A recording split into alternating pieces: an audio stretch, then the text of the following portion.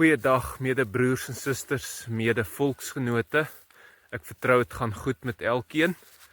Hierdie video wat ek maak gaan handel oor 'n gruwelike misleiding wat al vir 'n geruime tyd kop uitsteek, maar nou besig is om soos 'n veldbrand te versprei onder ons eie mense. En ons sien dit ook oor see, veral as jy op kanale soos YouTube gaan kyk en ander sosiale media platforms. En dit handel oor die misleiding dat Paulus 'n valse apostel was. En hierdie aannames wat gevoer word klink baie oortuigend. En dit is basies waarheid wat met die leuns gemeng word. Nou, hierdie video gaan een van hopelik nog wees wat kom om hierdie valse lering te ontbloot en te weerlê, en dat ons mense se oë kan oopmaak vir die waarheid. Jy weet wat vir my kommerwekkend is en wat my hoofdryfveer is om video's soos hierdie te maak, is as gevolg van die feit dat die kudde van Elohim daar buite mislei word. En ons kan nie net sit en stil bly en hierdie goed net los nie. Kyk, dit is op die einde van die dag elke persoon se eie keuse wat hulle wil glo, maar dit gaan ons nie hinder om die saad van die waarheid te bly saai nie. En veral die nuwelinge, weer eens, ek waarsku dat julle versigtig moet trap, want baie mense kom soos wolwe in skaapsklere. Hulle kom met uitstekende kennis van die skrif en geskiedkundige feite, maar hulle mislei baie mense. Hulle bely Yeshua as die Messias, maar saam met daai belydenis mislei hulle die mense, want hulle verkondig waarheid wat met leuns gemeng is. Hulle trek goed uit die skrif uit konteks uit, en dan maak hulle dit pas op iets wat nie moet pas nie. Nou kyk gerus hierdie video, kyk hom deur tot die einde toe, kry die nodige inligting en die kennis hieruit, en deel dit asseblief met mede-volksgenote daar buite. Dankie vir die saamkyk. Geseënde dag.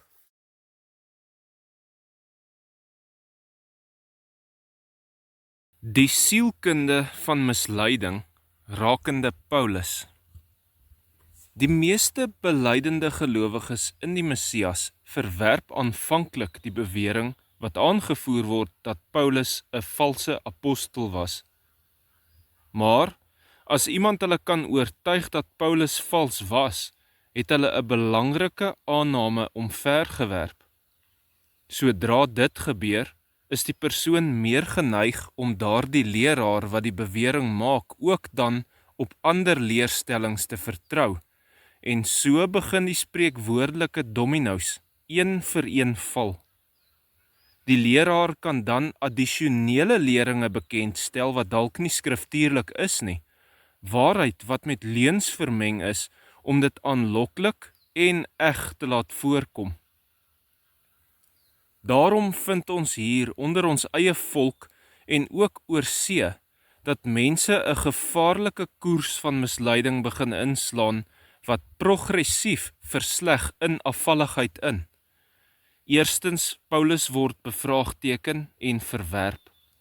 Tweedens, ander Nuwe Testamentiese boeke soos byvoorbeeld Hebreërs word bevraagteken en verwerp. Derdens, Yeshua die Messias word bevraagteken en verwerp. En vierdens, daar word teruggeval na net die Torah alleen en Judaïsme word omhels, of in ekstreme omstandighede vind daar 'n totale verwerping van die hele skrif plaas en die persoon ontbind hul geloof totaal en al. Daarom is die werklike gevaar nie bloot om Paulus te verwerp nie, maar om vertroue van die skrif na 'n spesifieke leraar oor te dra, en dit gebeur so maklik sonder dat mense dit werklik besef of agterkom.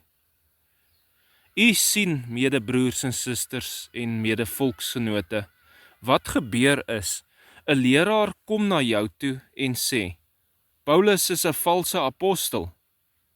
En jy dink by jouself, Jessie, dis belaglik. En hy leer jou allerhande nuwe dinge wat jy nog nooit van tevore gehoor het nie. Maar jy ontvang niks wat hy jou leer nie, want dit klink so belaglik. Maar, sodra jy die idee begin vermaak en aanvaar dat Paulus dalk 'n valse apostel was, sal jy in jouself begin redeneer en sê, jy weet, hierdie persoon is regtig 'n bron van inligting en wysheid en kennis. Ek moet hom meer vra oor hoe ek die hele skrif interpreteer. En dan begin volg jy daardie persoon in plaas daarvan om die woord van Elohim te volg. En die doel van alle dwaling is dat mense disippels agter hulle sal wegtrek. Hulle sal die skrif verdraai. Hulle sal jou kry om in hulle te glo as 'n leraar, as iemand wat die waarheid het.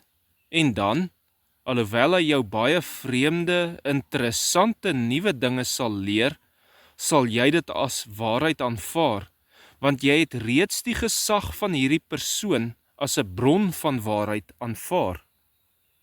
Die probleem onder ons mense is dat hulle begin verveeld raak met wat hulle geleer was en al ewig rondsoek na nuwer, interessanter dinge wat hulle nog nie gehoor en geleer het nie, omdat hulle ore het wat juk en graag hulle gehoor gestreel wil hê onder die gerieflike dekmantel van die waarheid soek en alles beproef. Moet my nie verkeerd verstaan nie. Ons moet bly leer en aanpas soos dat Vader die waarheid vir ons op ons pad stuur. Maar ek praat in die konteks van valse leraars in hierdie video. Nou hierdie mense is diegene wat altyd bly leer en nooit tot die kennis van die waarheid kom nie. Let noukeurig op wat die apostel Petrus vermaan het in sy brief in 2 Petrus 3 vers 15 tot 17 en ek is so dankbaar dat een van die apostels dit in die skrif geplaas het, hierdie kosbare vermaaning. En ag die lankmoedigheid van ons meester as verlossing, soos ons geliefde broer Shaul, oftewel Paulus, ook met die wysheid wat aan hom gegee is, aan julle geskryf het, net soos in al die briewe. Hy praat daarin oor hierdie dinge, waarvan sommige moeilik is om te verstaan, wat die ongeleerde en onvaste mense verdraai, net soos die ander skrifte, tot hul eie verderf. Nou dat julle dit dan vooruit weet, geliefdes, moet julle op jul hoede wees, dat julle nie miskien meegesleep word deur die dwaling van wettelose mense en wegval uit jul eie vastigheid nie. Kom ons ontleed wat ons gelees het noukeurig. Ons geliefde broer Paulus. Petrus praat nie van Paulus as 'n valse leraar, 'n afvallige of 'n vyand nie. In plaas daarvan noem hy hom ons geliefde broer. Dit is 'n sterk endossement. As Petrus geglo het dat Paulus teen Yeshua die gesalfde een, teen die Torah of teen die waarheid geleer het, sou dit dan darm 'n vreemde manier gewees het om hom te beskryf, né? Met die wysheid wat aan hom gegee is. Petrus skryf Paulus se leer toe aan wysheid wat deur Elohim gegee is. Dit beteken nie dat Paulus leerstellings uitgedink het nie. Inteendeel, Majesteit Yahweh het hom begrip gegee. Paulus was toevertrou om sekere waarhede te verduidelik. Sy roeping was veral gerig op die verheidense Israeliete tussen die nasies. Vergelyk gerus ook Handelinge 9 vers 15, Romeine 11 vers 13 en Efesiërs 3 vers 1 tot 8. Net soos in al die briewe, hy praat daarin oor hierdie dinge. Petrus sê Paulus het soortgelyk geskryf in al sy briewe. Dit dui daarop dat Petrus vertroud was met verskeie Pauliniese briewe. Die vroeë gemeentes het reeds Paulus se geskrifte versprei. Hy praat daarin oor hierdie dinge waarvan sommige moeilik is om te verstaan. Let nou baie mooi op. Petrus sê nie Paulus se geskrifte is vals nie en Petrus sê nie Paulus se geskrifte is teenstrydig nie. Hy sê wel sommige dinge is moeilik om te verstaan. Dit is 'n groot verskil, medebroers en susters, medevolksgenote. Baie teologiese onderwerpe is verseker kompleks, byvoorbeeld regverdigmaking, genade, besnydenis, die rol van Torah en die insluiting van heidene, die verheidense Israeliete in die verstrooiing. Petrus erken dat sommige lesers sukkel om sekere betekenisse van Paulus se briewe te begryp, wat die ongeleerde en onvaste mense verdraai. Die probleem is nie Paulus nie, die probleem is die leser. Twee groepe word genoem, ongeleerdes of onkundiges en onvaste mense, met ander woorde diegene wat nie begrip het nie. Let wel, hierdie mense is nie noodwendig onintelligent nie, maar hulle is eerder ongeleerd of onkundig, ononderrig in die skrif en onstabiel of onvas. Met ander woorde, dit is mense wat nie stewig in die waarheid gegrond en gevestig is nie. Mense wat rondgeslinger word deur elke nuwe wind van lering wat vorendag kom. Hulle word maklik deur dwaling beïnvloed. Verdraai hul betekenis. Die Griekse woord vir verdraai beteken verdraai, verwring, om te martel of om verkeerd te interpreteer. Petrus sê dus, hierdie onkundige en onvaste mense verdraai, verwring, martel, interpreteer verkeerd Paulus se geskrifte. Let wel, Petrus sê nie Paulus leer wetteloosheid nie. Petrus sê mense verdraai Paulus tot iets wat hy nooit bedoel het nie. Dit is 'n baie belangrike waarneming. Soos hulle ook met die res van die skrif doen. Dit is dalk die belangrikste frase in die hele gedeelte. Petrus plaas Paulus se geskrifte langs die res van die skrif. Ja, medebroers en susters, medevolksgenote, julle het reg gehoor en reg gelees. Die apostel Petrus plaas Paulus se geskrifte langs die res van die skrif. Dit dui daarop dat Petrus Paulus se geskrifte as deel van die skrif beskou het.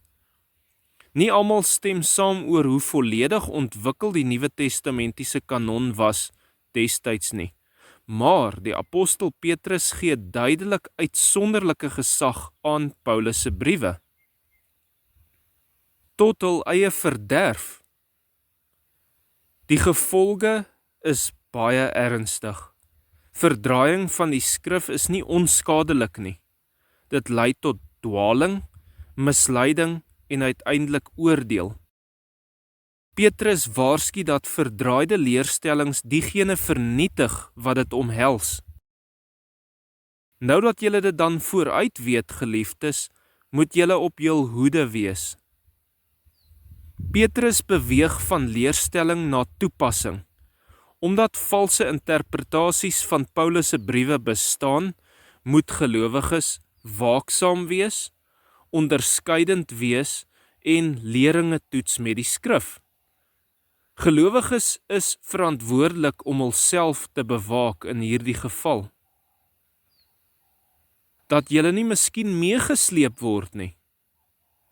Die prentjie is van iemand wat van koers afgedryf word, soos 'n skip wat van sy anker afdryf. Valse leerstellings lyk nie altyd gevaarlik nie, maar dit klink dikwels oortuigend.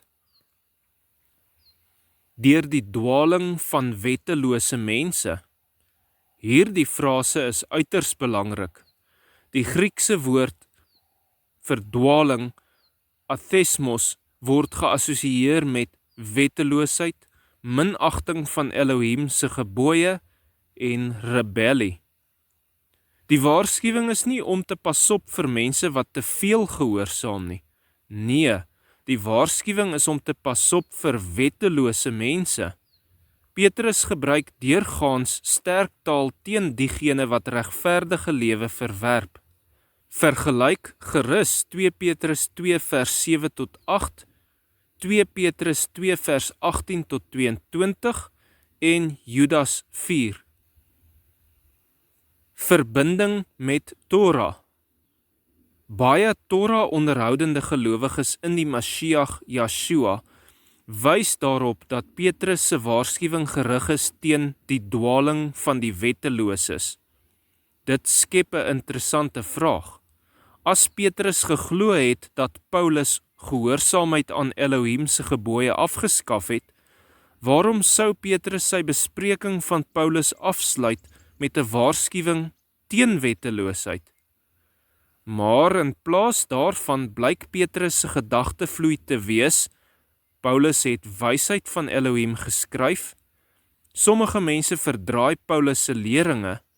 Daardie verdraaiings lei tot vernietiging, moet dus nie deur wettelose dwaling meegesleer word nie. Dit dui daarop dat Petrus die misbruik van Paulus se geskrifte gesien het as iets wat wetteloosheid kon aanmoedig as dit verkeerd verstaan word, verseker wat ons dan ook baie in die hoofstroom Christendom sien vandag. Slotsom. Petrus se argument kan soos volg opgesom word. Majesteit Yahweh stel geduldig oordeel uit om mense tyd te gee om hulle te bekeer. Paulus het dieselfde waarheid geleer. Paulus se briewe bevat diep leringe wat moeilik kan wees om te verstaan. Onkundige en onstabiele mense verdraai daardie leringe van Paulus.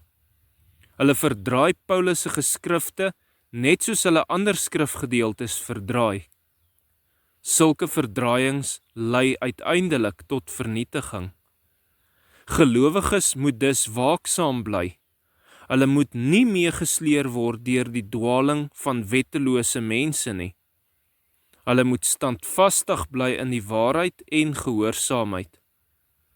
Vanuit Petrus se perspektief was die gevaar nie Paulus se geskrifte self nie. Die gevaar was eerder wat onvaste mense daarmee sou doen. Petrus bevestig dus Paulus, bevestig die goddelike wysheid wat aan hom gegee was, bevestig die gesag van sy briewe en waarsku gelowiges om nie toe te laat dat verdraaide interpretasies hulle tot wetteloosheid lei nie. Finale gedagte: as jy dink dat jy nie mislei kan word nie, is jy alreeds mislei. Waak en bid. Matteus 24 vers 4 tot 5. En Yeshua antwoord en sê vir hulle: pas op dat niemand julle mislei nie, want baie sal onder my naam kom en sê ek is die Messias, en hulle sal baie mense mislei. Halleluja!